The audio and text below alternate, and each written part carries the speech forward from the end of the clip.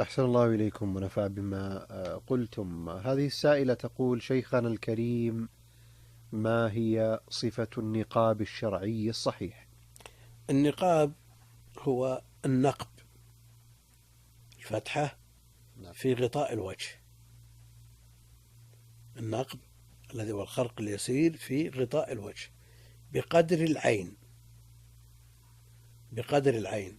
العين ببياضها منهم من وسوادها. يقول أنها السواد خاصة الذي ينظر فيه محل النظر. وهذا النقب للحاجة.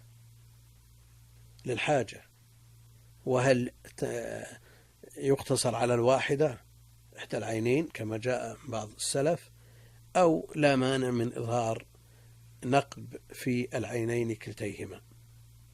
وأما ما يخرج جزءا من البشرة ولو كان يسيرا، مع الأسف توسع النساء في النقاب لما له من أصل شرعي من منع المحرمة من الانتقاب.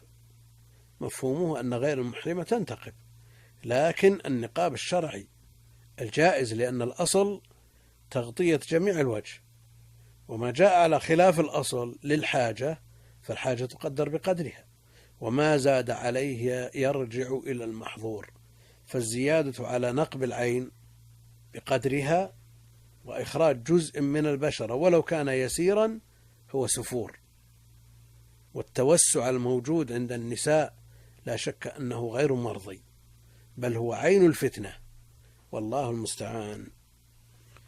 أحسن الله إليكم ونفع بما